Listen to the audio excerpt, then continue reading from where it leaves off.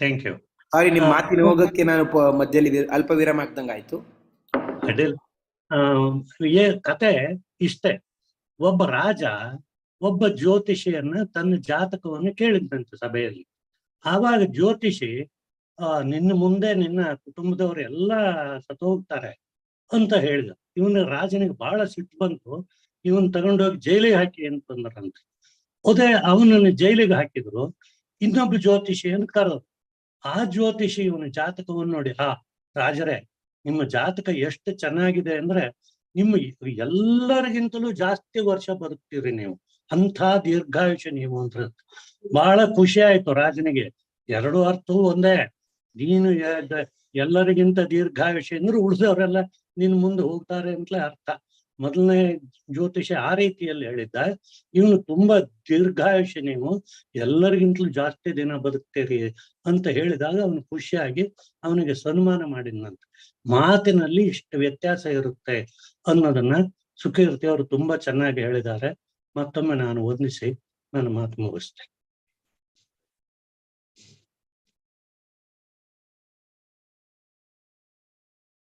ವಾಹ್ ವಾಹ್, ಎಂತ ತಾತ್ಪರ್ಯ! ಅದೇ ಟೈಮ್ಗೆ ಪಂಚ್ ಕೊಟ್ರು. ಹೇಳಿ ರಾಧಾಕೃಷ್ಣ ಹೆಗ್ಡೆ. ತುಂಬಾ ಚೆನ್ನಾಗಿದೆ, ರಿಯಾಲಿಟಿ ಹೇಳಿದ್ರು ಅವರು. ಯಾಕೆ ನನಗೆ ಅನಿಸ್ತು, ಯಾಕೆಂದ್ರೆ ಅವರು ಏನ್ ಹೇಳ್ತಾರೋ, ಇನ್ನು ಯಾರೋ ಒಬ್ರು ಏನು ಹೇಳಿದ್ರೆ ಅದು ಚೆನ್ನಾಗಿ ಅವ್ರಿಗೆ ಇದು ಅನುಭವ ಹೇಳ್ಬೇಕು. ಸುಮ್ನೆ ಬಂದು ಹೇಳ್ದೆ ಅಂತ ಆಗ್ಬಾರ್ದು. ನಾನು ಒಬ್ನು ಆಲ್ಮೋಸ್ಟ್ 1 ಕೋಟಿ ಕೊಟ್ಟು ಮನೆ ಕಟ್ಸ್ಬಿಟ್ಟು ಅವ್ನು ಎಲ್ಲರನ್ನೂ ಗಾಪೇಶ ಕರೀತಾನೆ. ಗಾಪೇಶ ಅವ್ನು ಕರಿಯೋದೇನು, ತಂದು ಹಾರಿಸ್ಲಿ, ಚೆನ್ನಾಗಾಗ್ಲಿ ಕಳಿಸ್ತಾರೆ. ಬಟ್ ಅಲ್ಲಿ ಬಂದವ್ರು ಸುಮ್ನೆ ಇರಲ್ಲ. ಚೆನ್ನಾಗಿದೆ, ಮನೆ ಚೆನ್ನಾಗಿದೆ, ಆದ್ರೆ ಕಿಟಕಿ ಈ ಸ್ವಲ್ಪ ಈ ಕಡೆ ಬರ್ಬೇಕಿತ್ತು, ಒಂದು ಕುಕ್ ಮಾಡ್ಸಿ ಹೇಳ್ತಾರೆ. ಅವಾಗ ಅವನೇ ಅದನ್ನೇ ಬೇಜಾರ್ ಮಾಡ್ಕೋತಾನೆ. ಅವನಿಗೆ ಕೋಟಿಗಟ್ಟೆ ಕೊಟ್ಟು ದುಡ್ಡು ಖರ್ಚವನಿಗೆ ಅದು ಎಲ್ಲಿರ್ಬೇಕು ಅವನಿಗೆ ಗೊತ್ತಿಲ್ಲ. ಯಾಕಂದ್ರೆ ಅವ್ನು ಕಟ್ಸಿರೋದು ಅವನಿಗೆ ಬೇಕಾದಾಗ ಅವ್ನು ಕಟ್ಸಿರ್ತಾನೆ. ಅವನಿಗೆ ಏನು ಚೆನ್ನಾಗಿ ಕಾಣುತ್ತೆ ಅದು ಅವ್ನ ಕಂಫರ್ಟ್ ಆಗಿ ನೋಡ್ಕೊಂಡು ಕಟ್ಟಿರ್ತಾನೆ. ಇವ್ರು ಬಂದವರು ಇಲ್ಲ, ಅದು ಈ ಕಡೆ ಬರಗಡೆ ಬರ್ಬೇಕಿತ್ತು, ಎಡಗಡೆ ಬರ್ಬೇಕಿತ್ತು, ಸ್ವಲ್ಪ ಜಾಗ ಬರ್ಬೇಕಿತ್ತು ಅಂತ ಹೇಳ್ಬಿಟ್ಟು ಅವನ್ನ ಸ್ವಲ್ಪ ಡಿಸ್ಪಾಯಿಂಟ್ ಮಾಡ್ಬಿಡ್ತಾರೆ. ಇದು ನಮಗೆ ಚೆನ್ನಾಗಿ ನಾವು ಹೇಳಿದೀವಿ ಅನ್ಬೋದು, ಬಟ್ ಅವನಿಗೆ ಹರ್ಟ್ ಆಗುತ್ತೆ. ಆ ತರ ಎಲ್ಲ ಮಾಡ್ಬಾರ್ದು ಅಂತ ನಾನು ಮಾಡ್ತೀನಿ.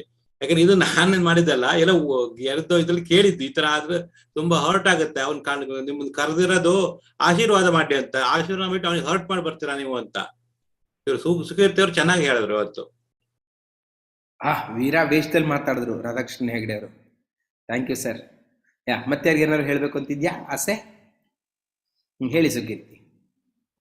ಇನ್ನೊಂದು, ಈಗ ರೀಸೆಂಟ್ ಆಗಿ ನಡೆದಂಥದ್ದು ನಮ್ಮ ಮನೆಯಲ್ಲಿ ನನ್ನ ರಿಯಾಕ್ಷನ್. ಓಕೆ, ನಾನು ನನ್ನ ಗಂಡ ಏನು ಯಾವುದೋ ಮಾತು ಬಂತು. ಅವರ ಮಾತು ನನಗೆ ಆಕ್ಚುಲಿ ಅವಾಗ ಇರಿಟೇಟ್ ಆಯ್ತು. ನಾನು ತಕ್ಷಣ ರೆಸ್ಪಾಂಡ್ ಮಾಡಕ್ ಹೋಗ್ಲಿಲ್ಲ. ನನ್ನ ಯೂಶುವಲ್ ಒಡ್ಡ ಟೋನ್ ಅಲ್ಲಿ ನಾ ಅವ್ರಿಗೆ ರೆಸ್ಪಾಂಡ್ ಮಾಡ್ತೀನಿ ಅಥವಾ ಜಗಳ ಆಡ್ತೀನಿ, ಏನೋ ಮಾಡ್ತೀನಿ. ನಾ ಒಂದಷ್ಟು ಟೈಮ್ ತಗೊಂಡೆ, ಹೊರಗಡೆ ಹೋದೆ. ಹೊರಗಡೆ ಹೋಗಿ ನಾ ಯೋಚನೆ ಮಾಡಿದೆ, ಅವ್ರ ಜಾಗದಲ್ಲಿ ಇದ್ರೆ ನನಗೆ ಅವರ ಈ ಮಾತು, ಈ ಏನು ತಿರುಗಿ ಜಗಳ ಆಡಿದ್ರೆ ನಾನು ಅದನ್ನ ಹಾಗೆ ತಗೋತಿದ್ನ? ನಾನು ಈಗ ಮಾತಾಡಿದ್ರೆ ಅದು ಸರಿ ಆಗ್ತಿತ್ತ? ಇಲ್ಲ ಅಲ್ವಾ? ಅಥವಾ ನಾನು ಅವರಿಗೆ ಈ ರೀತಿ ರೆಸ್ಪಾನ್ಸ್ ಕೊಟ್ಟಿದ್ರೆ ಸರಿ ಆಗ್ತಿತ್ತ? ಇಲ್ಲ ಅಲ್ವಾ ಅಂತ ಯೋಚನೆ ಮಾಡಿ ಮನೆಗ್ ಬಂದು ನಾನು ನನ್ನ ವಾಪಸ್ ಬಬ್ಲಿ ಸೆಲ್ಫ್ ಆಗಿದ್ದಿದೆ. ಆಗ ಒಂದೇನೋ ಒಂದು ಇನ್ಸಿಡೆಂಟ್ ನಡೀತು ಅನ್ನೋ ರೀತಿನೇ ಇರ್ಲಿಲ್ಲ. ಅದನ್ನ ಈ ದೃಷ್ಟಿಕೋನದಲ್ಲಿ ತಗೊಂಡು ಹೋದ್ರೆ, ಒಂದು, ಮನೆಯಲ್ಲಿ ಜಗಳಗಳ ಕಡಿಮೆ, ಇನ್ನೊಂದು ನಮ್ಮ ಮನಃಶಾಂತಿ ಸಮಾಧಾನ ಸ್ಥಿತಿಲಿರುತ್ತೆ. ಅದಲ್ಲದೆ ನಾವು ಸಮಾಧಾನದಲ್ಲಿದ್ದಾಗ ನಮ್ಮ ಸುತ್ತ ಇದ್ದವರು ಅಷ್ಟೇ ಸಮಾಧಾನದಲ್ಲಿರ್ತಾರೆ. ಜೊತೆಗೆ ಮುಖ್ಯವಾಗಿ ಏನಂದ್ರೆ, ನಾವ್ ಎಲ್ಲದನ್ನೂ ಬೈಯೋ ಮೂಲಕ, ಜಗಳಾಡೋ ಮೂಲಕನೇ ರಿಸಾಲ್ವ್ ಆಗ್ಲೇಬೇಕು ಅಂತ ಇಲ್ಲ. ಈಗ ಎಲ್ಲಾ ಮಾತುಗಳನ್ನೂ ಇಗ್ನೋರ್ ಮಾಡಬಹುದು. ಓಕೆ, ನಾ ಹೇಳ್ತೀನಿ ಕೇಳಿ. ಎಲ್ಲಾ ಮಾತುಗಳನ್ನೂ ನಾವ್ ಇಗ್ನೋರ್ ಮಾಡ್ಬೋದು. ನಾವು ಕೆಲವೊಬ್ರು ನಮ್ಮ ಲೆಕ್ಚರರು, ನಮ್ಗ್ ಟೀಚರ್ ಯಾವ್ದೋ ಸಬ್ಜೆಕ್ಟ್ ಹೇಳ್ಕೊಡುವಾಗ ನಮ್ಗ ಇಷ್ಟ ಆಗ್ತಿರ್ಲಿಲ್ಲ ಅಂದ್ರೆ ನಾವು ಕಿವಿ ಮುಚ್ಕೋತಿರ್ಲಿಲ್ಲ, ತಲೆ ಮುಚ್ಕೋತಿದ್ವಿ ಅಲ್ವಾ? Why cannot we now inculcate the same thing? ನಾವ್ ಈಗ್ಲೂ ನನ್ ಗಂಡ ನಂಗ್ ಬೈತಾ ಇದ್ದಾನೆ, ನನ್ನ ತಲೆ ಮುಚ್ಕೋಣ, ನಾನು ತಲೆ ಒಳಗ್ ಹಾಡ್ ಹಾಡ್ತಾ ಇರೋದು ಒಳ್ಳೇದು. ಕಿವಿ ಮೇಲೆ ಬೀಳುತ್ತೆ, ತಲೆಗೆ ಹೋಗೋದಿಲ್ಲ. ನಮ್ ಯೋಗ ಟೀಚರ್ ನಂಗೆ ಅದೇ ಹೇಳ್ತಾ ಇರ್ತಾರೆ, ನಿಮಗ್ ಯಾವ ಮನ್ಸನ್ನು, ನಿಮ್ಮ ಮಾತುಗಳನ್ನು ಮನ್ಸಿಗೆ ಹೋಗ್ಲಿಕ್ ಬಿಡಬೇಡಿ ಅಂತ ಹೇಳ್ತಾ ಇರ್ತಾರ ಅವ್ರು. ನಂಗೆ ಆಕ್ಚುಲಿ ಈಗ ಅರ್ಥ ಆಗ್ತಾ ಇದೆ. ನಾನ್ ಹೇಳೋದು ನಿಮ್ಮೆಲ್ಲರಿಗೂ, ನಿಮ್ಮ ಮನೇಲಿ ಯಾರೇ ನಿಮ್ಗೆ ಬೈತಾ ಇದ್ರು, ಯಾವ್ದೋ ಕಾರಣಕ್ಕೆ ಬೈತಾ ಇದ್ರು, ಅದು ನಿಮ್ಗೆ ಬೇಡವಾಗಿರುತ್ತೆ. ರೆಸ್ಪಾಂಡ್ ಮಾಡಬೇಡಿ. ಓಕೆ? ಒಂದು ಅವರು ಎಷ್ಟು ಬೈತಾರೆ? 5 ನಿಮಿಷ ಬೈತಾರೆ, 10 ನಿಮಿಷ ಬೈತಾರೆ, 15 ನಿಮಿಷಕ್ಕೆ ಸೊ ನೀ ಏನ್ ರಿಯಾಕ್ಟ್ ಮಾಡುದಿಲ್ಲ, ನೀನ್ ರಿಯಾಕ್ಟ್ ಮಾಡಿದ್ರೆ ನಾನ್ ಬೈದ್ ಏನ್ ಪ್ರಯೋಜನ ಅಂತ ಬಾಯಿ ಮುಚ್ಕೋತಾರೆ. ಅವ್ರ ನಡವಳಿಕೆ ಅವ್ರು ಬದಲಾಗ್ತಾರೆ. ಅದಲ್ಲದೆ ನೀವು ಮನ್ಸಲ್ಲಿ ಹಾಡಾಡ್ತಾ ಇರ್ತೀರಾ, ಆ ಹಾಡು ಒಂದು ಗುನುಗ್ತಾ ಇರ್ತೀರಾ, ಆ ಹಾಡೇ ಇದ್ದೇ ಇರುತ್ತೆ. ಅದೊಂದು ಸಮಾಧಾನ. ನೀವ್ ಯಾವ್ದಾದ್ರು ಕೆಲ್ಸದಲ್ಲಿ ಇದ್ರೆ ಕೆಲ್ಸ ಮಾಡ್ತಾ ಇರಿ, ಆವಾಗ ಅದು ಗಮನಕ್ಕೆ ಬರೋದಿಲ್ಲ. ನಂತರ ಅವ್ರಿಗೆ ಟೀ ಬೇಕೋ ಕಾಫಿ ಬೇಕೋ ಒಂದ್ ಮಾಡ್ಕೊಡಿ, ನಿಮ್ಮಷ್ಟಕ್ ನೀವ್ ಹೋಗಿ. ನೀವು ಸಮಾಧಾನದಲ್ಲಿದ್ದೀರಾ, ಅವರು ಸಮಾಧಾನದಲ್ಲಿದ್ದಾರೆ. ಏನು ಕೆಲ್ಸ ಮುಗೀತು, ಇನ್ನೇನ್ ಬೇಕು ಅನ್ನೋ ಜೊತೆಗೆ ನಾವು ನಮ್ಮನ್ನ ಯಾವ ವ್ಯಕ್ತಿಗೆ ನಾವು ಬೈಬೇಕು ಅಂತಿದೀವೋ ಆ ವ್ಯಕ್ತಿ ಸ್ಥಾನದಲ್ಲಿ ನಿಂತು ನಾವ್ ಒಂದ್ಸತಿ ಯೋಚನೆ ಮಾಡ್ಕೊಂಡು ಅವ್ರಿಗೆ ಬೈಯೋದು ಒಳ್ಳೇದು ಅಂತ ನನ್ ಲೆಕ್ಕ. ಹೌದು, ಬೈಯೋ ಟೈಮಲ್ಲಿ ಇಷ್ಟೆಲ್ಲ ನೀನ್ ಯೋಚನೆ ಮಾಡ್ಲಿಕ್ಕೆ ಆಗುತ್ತಾ, ಸಿಟ್ಟು ಬಂದಾಗ ಬಂದ್ಬಿಡುತ್ತೆ ಅಂತ ಹೇಳ್ತೀವಿ ನಾವೇ. ಆದರೂ consciously think before you fight with another person, quarrel with another person, throw your anger onto another person. Consciously ಒಂದೆರಡು ಸತಿ ಯೋಚನೆ ಮಾಡಿ ಸಾಕು. 3ನೇ ಸತಿ ನಿಮಗ್ ಗೊತ್ತಿಲ್ಲದೆ ನೀವು ಕಾನ್ಶಿಯಸ್ ಆಗ ಯೋಚನೆ ಮಾಡ್ತೀರಾ. ಆಯ್ತು, ನಿಮ್ಗೆ ಯಾವ್ದೋ ಒಂದು ನಿಮ್ಮ ಹಸ್ಬೆಂಡ್, ನಿಮ್ ಮಕ್ಳು, ನೀವ್ ಈಗ ಇನ್ನೂ ಅಡ್ಗೆ ಮನೆ ಕ್ಲೀನ್ ಮಾಡಿ ಬಂದಿದ್ದೀರಾ, ಆಯ್ತಾ? ಅವ್ರು ಹೋಗಿ ಅಲ್ಲಿ ಕಪ್ಪ ಮತ್ತೇನೋ ಒಂದ್ ಇಟ್ಟು ಬಂದ್ರು. ನೀವು 3 ರೀತಿ ರಿಯಾಕ್ಟ್ ಮಾಡ್ಬೋದು. ಒಂದು, ನೀವಾಗ ಅವ್ರ ಜೊತೆ ಜಗಳ ಆಡಿ ಅವ್ರ ಹತ್ರ ತೊಳಸ್ಬೋದು, ಅಥವಾ ನೀವು ತೊಳಿಬೋದು. ಜಗಳ ಆಡಿದ್ರೆ ಇಬ್ಬರ ಮನಸ್ಥಿತಿನೂ ಹಾಳು. ಸೆಕೆಂಡು, ನಯವಾಗಿ ಅವರನ್ನ ಆ ಜಾಗಕ್ಕೆ ಕರ್ಕೊಂಡು ಹೋಗಿ ಅವ್ರ ಹತ್ರ ತೊಳಸ್ಬೋದು. ಇದರಿಂದ ಇಬ್ರಿಗೂ ಮನ್ಸಿಗೆ ಖುಷಿ ಆಗತ್ತೆ. ಖುಷಿಯಿಂದ ಕರ್ಕೊಂಡು ಹೋಗಿ. ಓಕೆ? 2ನೇದು ಡೌಟ್ಫುಲ್, ಡಿಪೆಂಡ್ಸ್. ಅವ್ರ ಮನಸ್ಥಿತಿ ಮೇಲೂ ಡಿಪೆಂಡ್ ಆಗತ್ತೆ, ನಿಮ್ಮ ಆಸಕ್ತಿ ಮೇಲೂ ಡಿಪೆಂಡ್ ಆಗುತ್ತೆ. 3ನೇದು, ಸರಿ ಅವ್ರು ಮಾಡಿಟ್ರಾ, ಆಯ್ತು, ನನ್ನ ಅಡುಗೆ ಮನೆ ನಾನ್ ನೋಡ್ಕೋಬೇಕು ಅನ್ನೋ ಮನಸ್ಥಿತಿಗೆ ಹೋಗಿ ಅದನ್ನ ತೊಳೆದಿಡಿ. ಹೌದು, ತೊಳೆದಿಡಕ್ಕೆ ಎಕ್ಸ್ಟ್ರಾ ಬೇಜಾರ ಬರತ್ತೆ, no doubt.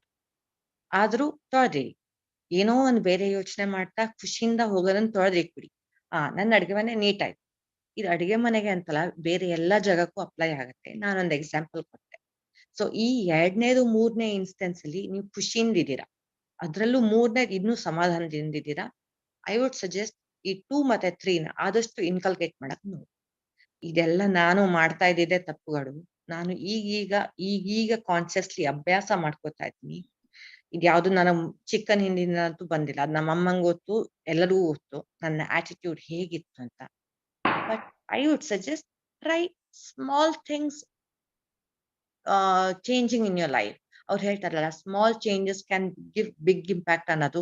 S, now I understand what actual small changes are. Just not keeping your book open and going and closing your book and going can make a big difference. This is what the thing I'm telling you to do. Thank you so much. Thank you so much.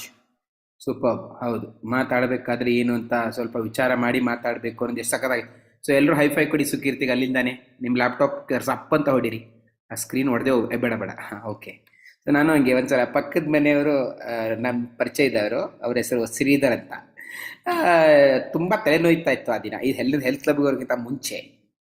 So Sridhar ಅವ್ರಿಗೆ ಕೇಳಿದೆ, ತುಂಬ ತಲೆನೋಯ್ತಾ ಇದೆ ಶ್ರೀಧರ್ ಅವರೇ, ಏನು ಮಾಡಲಿ ಅಂತ. ನಂಗೆ ಸಿಕ್ಕಾಪಟ್ಟೆ ತಲೆನೋವಿದ್ದಾಗ ಅವ್ರು ಅಂದರು, ರೆಸ್ಪಾಂಡ್ ಕೊಟ್ಟು, ತುಂಬ ತಲೆನೋವಿದ್ದಾಗ ನಾನು ಹೆಂಡತಿ ಆಫೀಸಿಂದ ಬಂದ ತಕ್ಷಣ ಕೂತ್ಕೊಂಡು ತಲೆಗೊಂಚೂರು ಹೆಡ್ ಮಸಾಜ್ ಮಾಡಿ ಕೆನ್ನೆಗೊಂದು ಮುತ್ತು ಕೊಡ್ತಾಳೆ, ನನ್ನ ತಲೆನೋವು ಹೊರಟೆ ಹೋಗುತ್ತೆ ಅಂತ ಅಂದರು. ಹೌದಾ, ಎಷ್ಟೊತ್ತಿಗೆ ಬರ್ತಾರೆ ಅವರು ಅಂತ ನಾನು ಕೇಳಿದೆ. ಯಾಕೋ ಗೊತ್ತಿಲ್ಲ, ಹೊಡೆದ್ಬಿಟ್ರು ಕೆನ್ನೆಗೆ. ಅವ್ರು ಹೇಳಿ ನನ್ನ ಹೆಂಡತಿ ಆಫೀಸಿಂದ ಬಂದ್ಮೇಲೆ ಅಂತ ಇರ್ಬೋದಿತ್ತೇನೋ, ಬಟ್ ನಾನೇನೋ ಅಪಾರ್ಥ ಮಾಡ್ಕೊಂಡೆ. ಓಕೆ, ಇದು ಜೋಕ್ ಮುಗೀತು. ಸೊ ಮಾತಾಡ್ಬೇಕಾದ್ರೆ ನಾವು ಯಾವ ವಿಚಾರವಾಗಿ ಮಾತಾಡ್ತೀವಿ ಅಂತ ಗೊತ್ತಿರಬೇಕು, ಅದು ಈಗಲೂ ಪ್ರಸ್ತುತ ಆಗತ್ತೆ. ಸೊ ಅಷ್ಟನ್ನು ಹೇಳ್ತಾ ಈಗ ನಾವು ಮುಂದಿನ ಸೆಗ್ಮೆಂಟ್ಗೆ ಹೋಗೋಣ.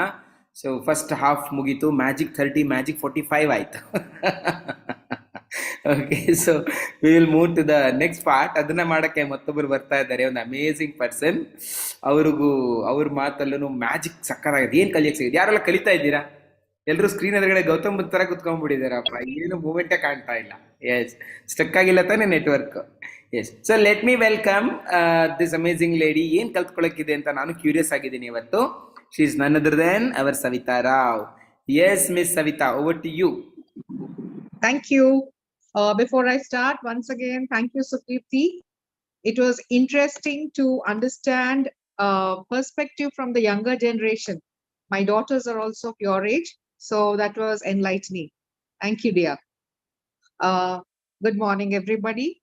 My today's topic, I just wanted to talk about emotions with specific focus on men's emotions. Very often when we talk of emotions, it is women that come to the mind. But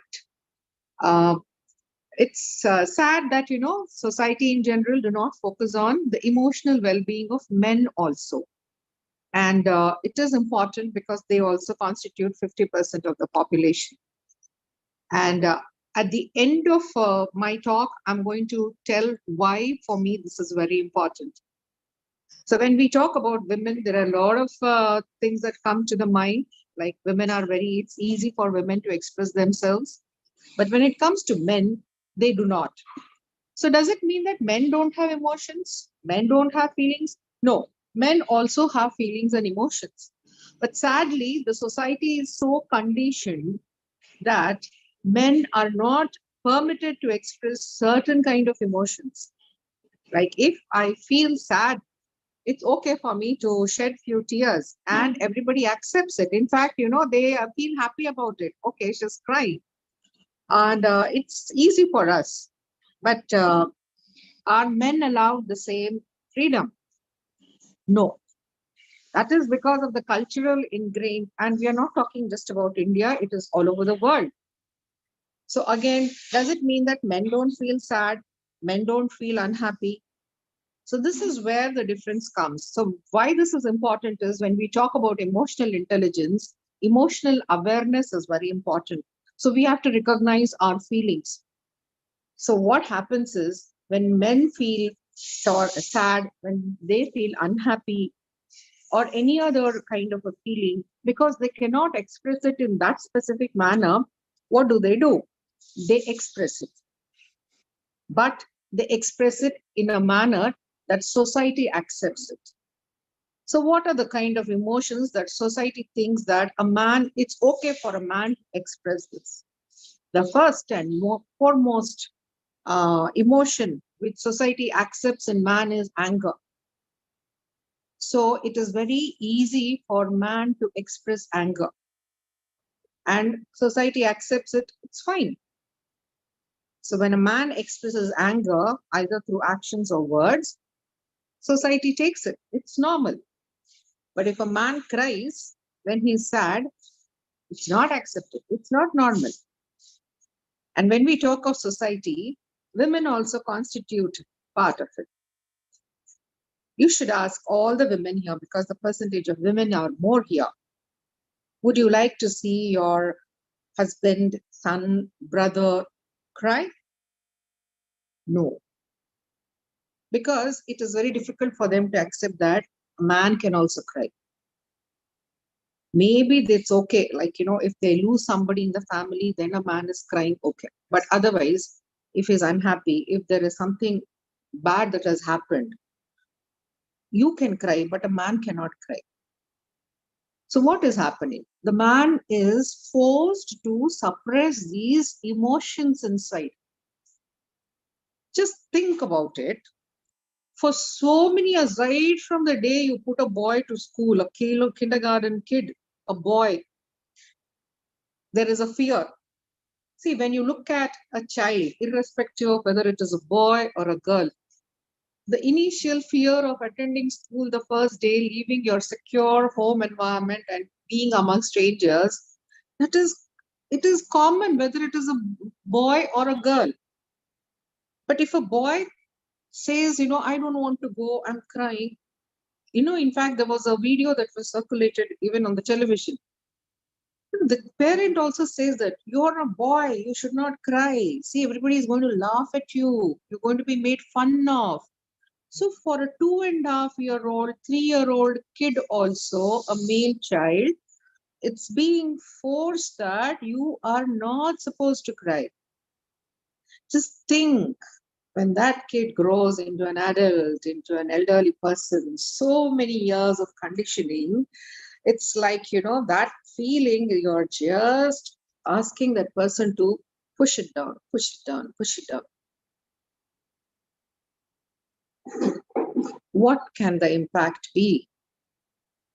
So this is something that it's very important for us, that, you know, we should let ourselves express our emotions, whether it is men or women. And many times there is a confusion about understanding what we are feeling. Fear, it's okay. All of us feel fear. So when a woman feels fear, it's okay for her to scream or cry. But when a man feels fear, he is not supposed to express. So there are a lot of ways where, you know, society is actually unfair to men. And that is where they take different ways to express those feelings. Maybe if we allow them to express themselves, whatever they're feeling, in a very natural way, things would be much better, not only for them, but for everybody in general, for their loved ones, for their family members, for society also in general. So when you're talking about, this is one thing that it's a small exercise for the women on this group. Take time to ask all the men in your family, whether it's a husband, brother, son, or even your colleagues. You know, if at all you feel fear, unhappiness, sadness, feel free to express it. It doesn't mean that you are less of a man.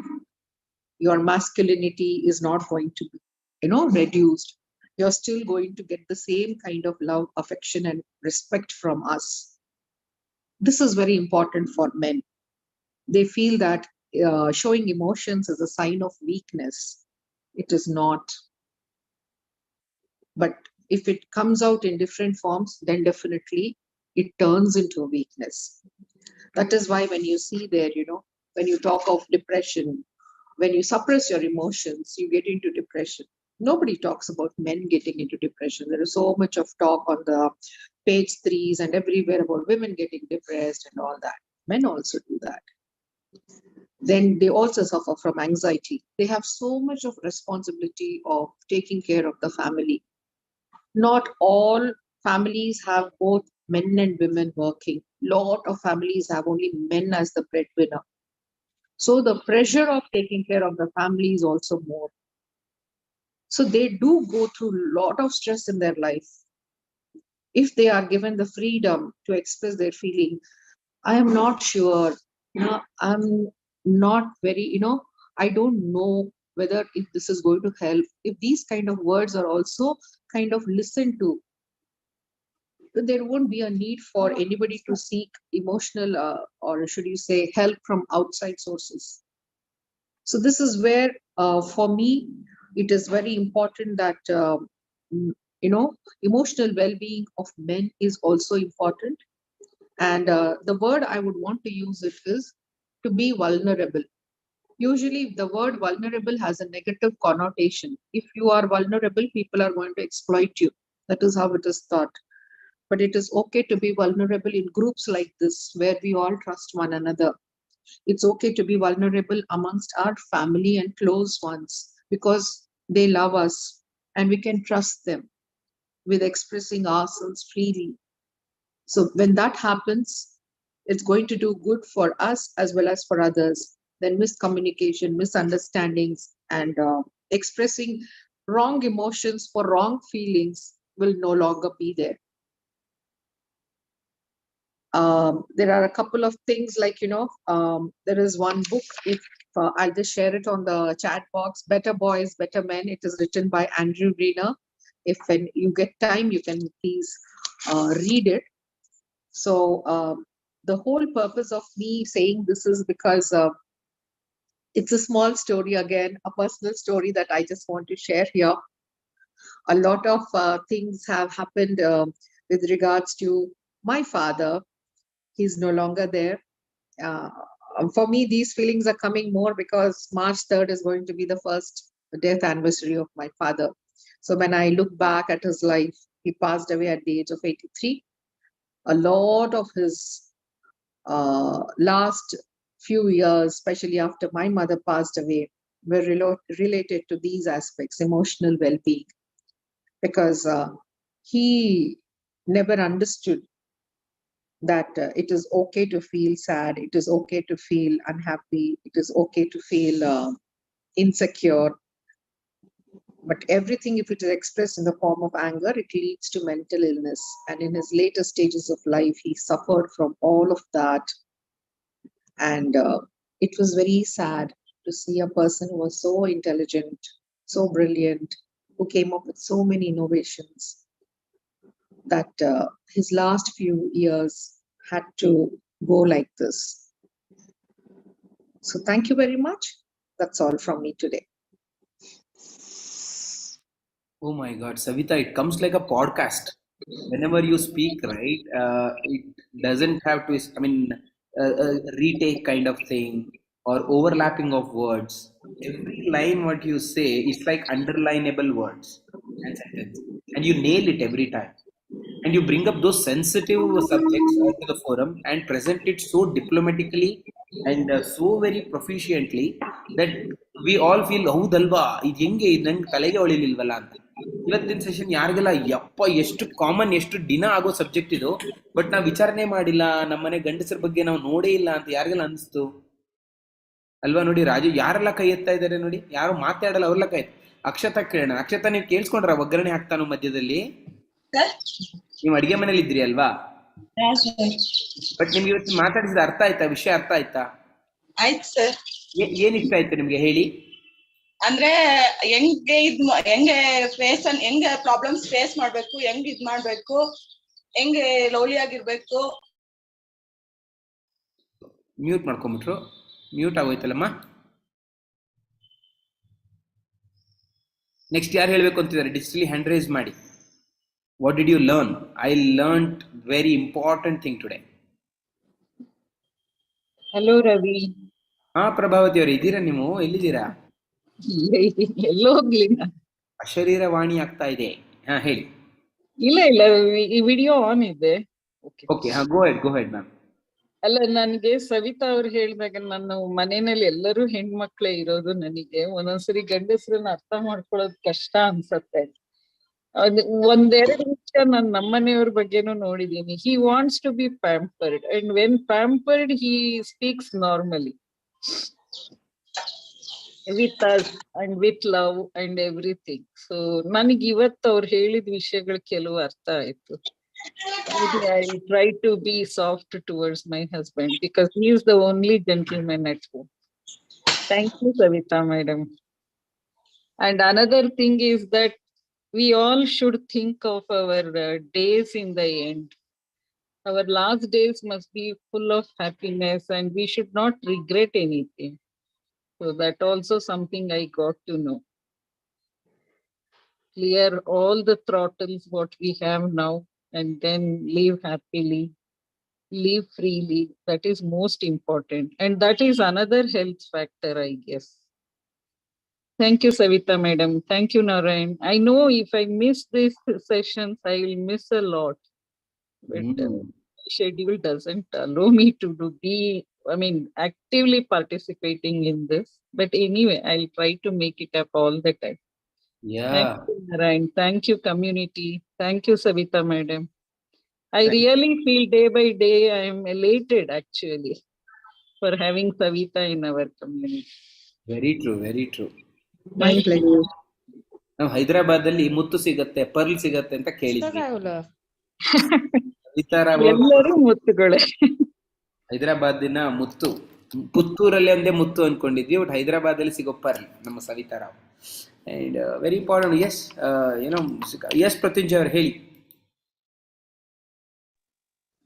ಸವಿತಾರಾವ್ ಅವರು ಹೇಳಿದ ವಿಷಯ ತುಂಬಾ ಚೆನ್ನಾಗಿದೆ. ಮತ್ತೆ I am very much benefited by the talk.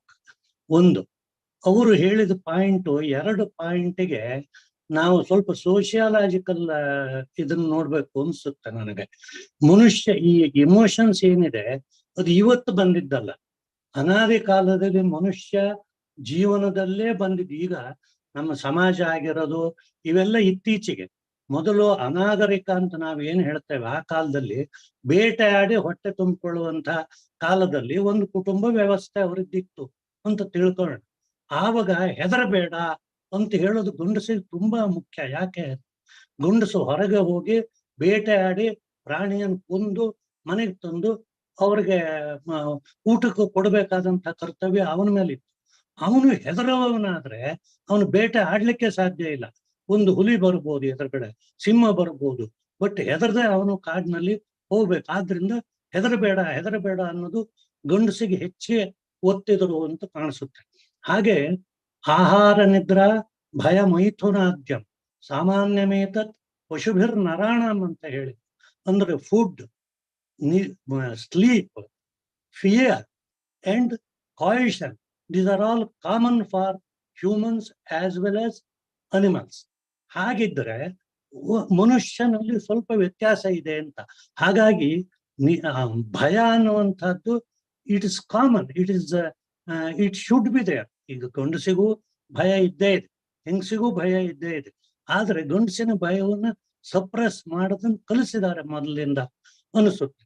ಹೀಗೆ emotions ಅನ್ನ ಒತ್ತಿ ಕುಟುಂಬ ರಕ್ಷಣೆಗಾಗಿ ಅವನು ಆ ರೀತಿಯಲ್ಲಿ ಬಿಹೇವ್ ಮಾಡೋದು ಕಲಿಸಿರಬಹುದು ಮೊದಲು. ಅದರಿಂದ ಒಂದು ಬ್ಯಾಡ್ ಇಂಪ್ಯಾಕ್ಟ್ ಏನಾಗಿದೆ ಅಂದ್ರೆ, ನಮ್ಮ ಸ್ಟ್ಯಾಟಿಸ್ಟಿಕ್ಸ್ ಅಲ್ಲಿ ನಾವು ನೋಡಿದ್ದೇವೆ, ಹೆಂಗಸರಿಗಿಂತ ಗಂಡಸರಿಗೆ ಜಾಸ್ತಿ ಹಾರ್ಟ್ ಅಟ್ಯಾಕ್ ಆಗುತ್ತೆ ಅಂತ ನಾನು ಓದಿರೋದು. ಅಂದ್ರೆ ಹೃದಯಾಘಾತ ಜಾಸ್ತಿ ಆಗ್ತಾ ಇದೆ. ಯಾಕೆ ಅಂದ್ರೆ ಇವರ ಎಮೋಷನ್ಸ್ ಅನ್ನ ಒದಿಮೆ ಅವರು ಪೆಂಟಪ್ ಎಮೋಷನ್ಸ್ ಇರುತ್ತೆ ಗಂಡಸಲ್ಲಿ, ಆದ್ರಿಂದ ಅದು ಹಾರ್ಟ್ ಅಟ್ಯಾಕ್ ಕಾರಣ ಆಗುತ್ತೆ.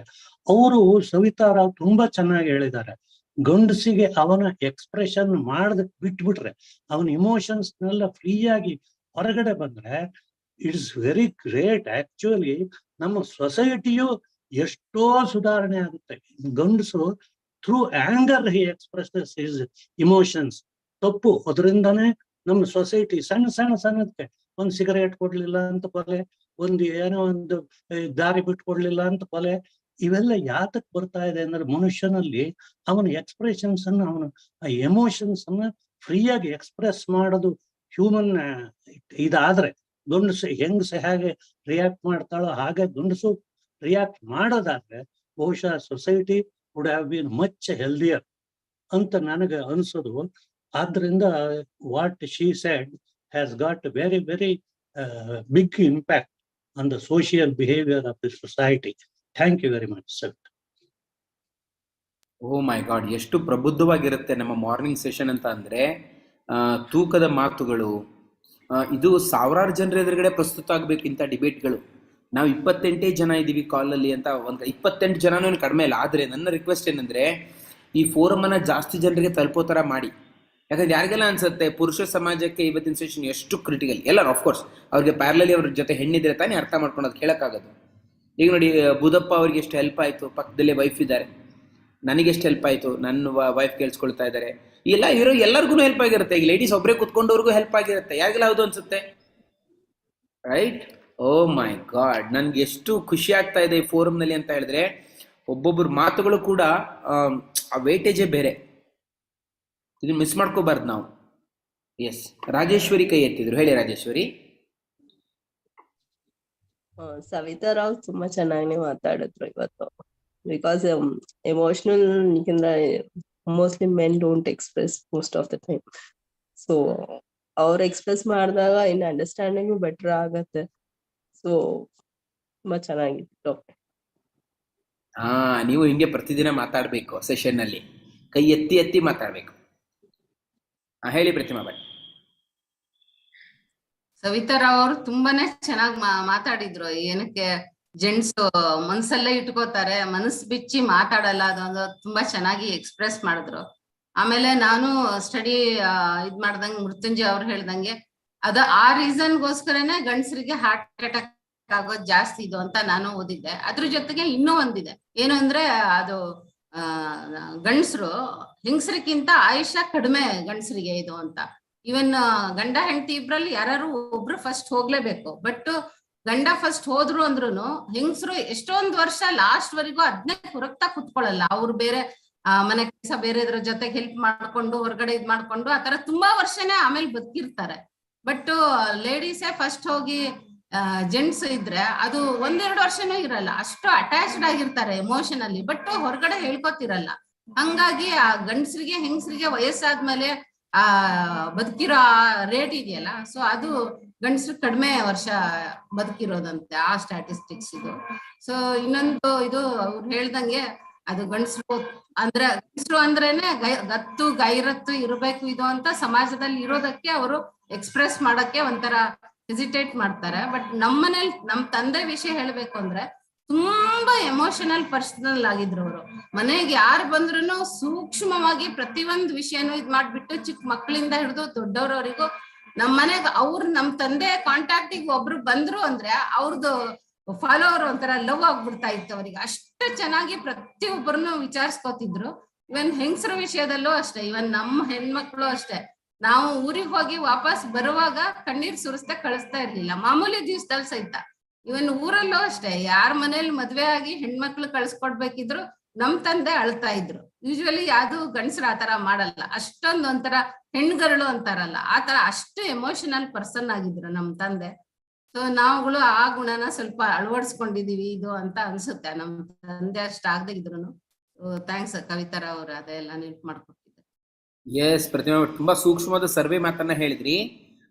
ಹೆಂಡತಿ ಹೋದ ನಂತರ ಗಂಡ ಉಳ್ಕೊಳ್ಳೋಂತ ಪ್ರಮಾಣ ತುಂಬಾ ಕಡಿಮೆ ನೋಡಿ. ಇದರಿಂದನೇ ಅರ್ಥ ಆಗುತ್ತೆ ಆಕ್ಚುಲಿ ಲವ್ ವಿಚಾರ ಬಂದಾಗ, ಪ್ರೀತಿ ವಿಚಾರ ಬಂದಾಗ ಗಂಡಸರು ತುಂಬಾ ಡೀಪ್ ಆಗಿ ಪ್ರೀತಿಸ್ತಾ ಇರ್ತಾರೆ, ಆದ್ರೆ ಎಕ್ಸ್ಪ್ರೆಸ್ ಮಾಡಲ್ಲ.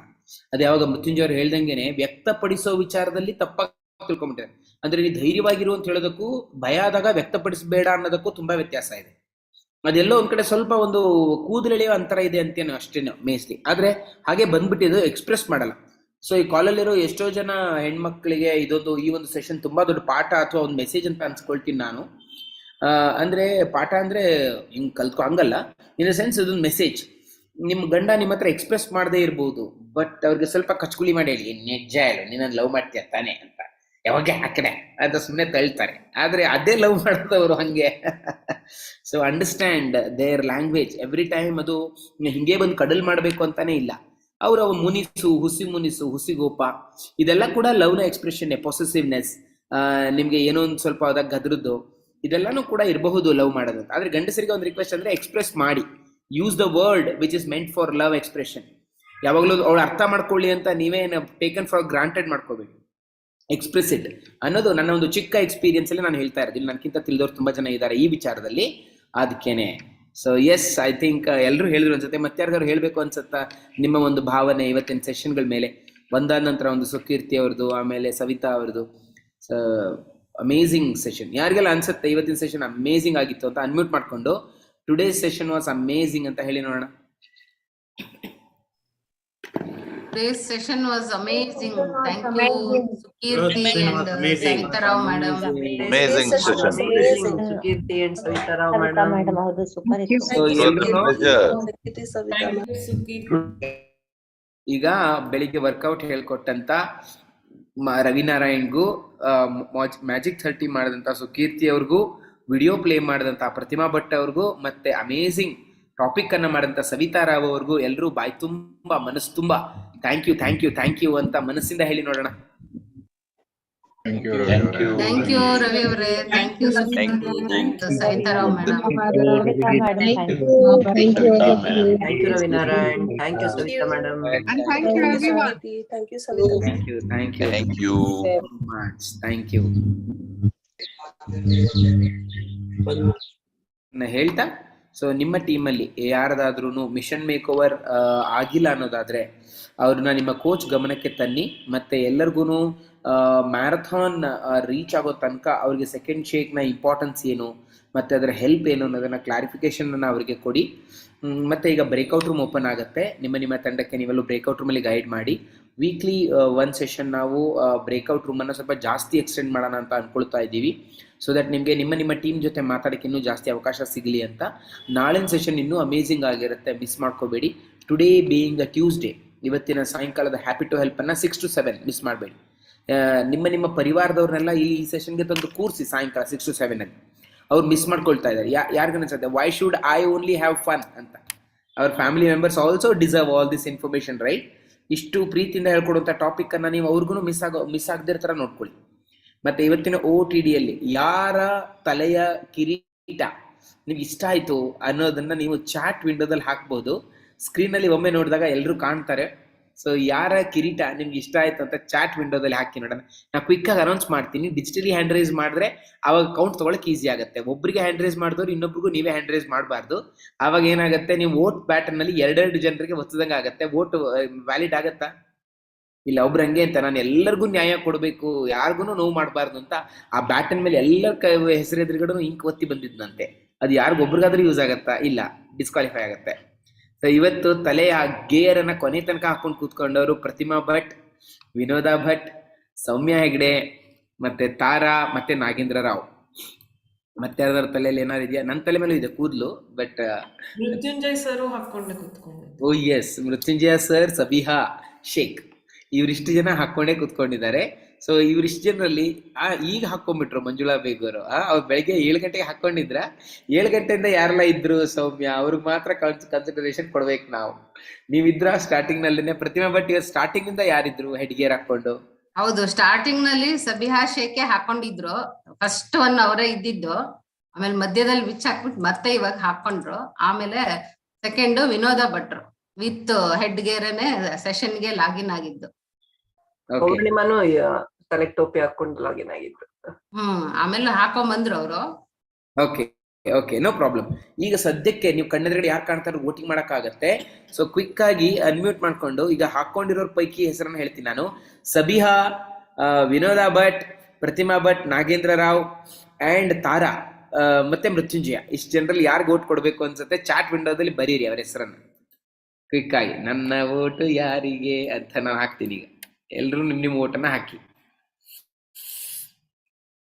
ನಾನು ಯಾಕೆ ಸಬಿಹಾ ಅವರಿಗೆ ಕೊಡ್ತಾ ಇದ್ದೀನಿ ಅನ್ನೋದಕ್ಕೆ ರೀಸನ್ ಇದೆ. ಅವ್ರ ಇಷ್ಟ. ಅವ್ರ ಆಕ್ಟಿವ್ ಪಾರ್ಟಿಸಿಪೇಷನ್, ಲ್ಯಾಂಗ್ವೇಜ್ ಅರ್ಥ ಆಗೋದು ಹೋದ್ರು ಪಾಪ ಕುತ್ಕೊಂಡು ಕೇಳಿಸ್ಕೊಳ್ತಾರೆ. ಮೃತ್ಯುಂಜಯ ಆ್ಯಂಡ್ ವಿನೋದ, ಸಬಿಹಾ, ಪ್ರತಿಮಾ ಭಟ್, ವಿನೋದ ಭಟ್ ಎಲ್ಲರಿಗೂ ಒಂದೊಂದು ಓಟ್ ಬಿದ್ದಿದೆ. ಸರಿ ಹೋಯ್ತು ಅಲ್ಲಿಗೆ ಮೃತ್ಯುಂಜಯ. ಓಕೆ, 2 ವೋಟ್ ಮೃತ್ಯುಂಜಯ ಅವ್ರಿಗೆ. ಲೀಡಿಂಗಲ್ಲಿ ಪ್ರತಿಮಾ ಭಟ್ 2 ವೋಟ್ ಬಂದರು, ಅವರು ಲೀಡಿಂಗಲ್ಲಿದ್ದಾರೆ. ಈಗ ವಿನೋದ ಅವ್ರಿಗೂ 2 ವೋಟ್ ಬಿದ್ದಿದೆ, ಅವರು ಲೀಡಿಂಗಲ್ಲಿದ್ದಾರೆ. ನಾಗೇಂದ್ರ ಅವ್ರಿಗೆ ಓಪನ್ ಆಯಿತು account. Mrityunjaya 3 vote leading. Tara ಅವ್ರಿಗೆ ಅಕೌಂಟ್ ಓಪನ್ ಆಯಿತು, ಠೇವಣಿ ಕಳ್ಕೊಂಡಿಲ್ಲ ಅವರು. ಮತ್ತೆ ಯಾರಿದ್ದೀರಾ? ವೋಟ್ ಹಾಕಕ್ಕೋ ಯಾರೋ ಹಿಂದೆ ಮುಂದೆ ನೋಡ್ತಾ ಇದ್ದಾರೆ. 28 ಜನ ಇದ್ದಾರೆ, ಇನ್ನೂ 4 ವೋಟು ಬಂದಿಲ್ಲ. ಹೋಗ್ರಿ, ಇದು ಮೋಸ, ಚೀಟಿಂಗ್. ಬೇಗ ಬರೀರಿ ಚಾಟ್ ವಿಂಡೋದಲ್ಲಿ.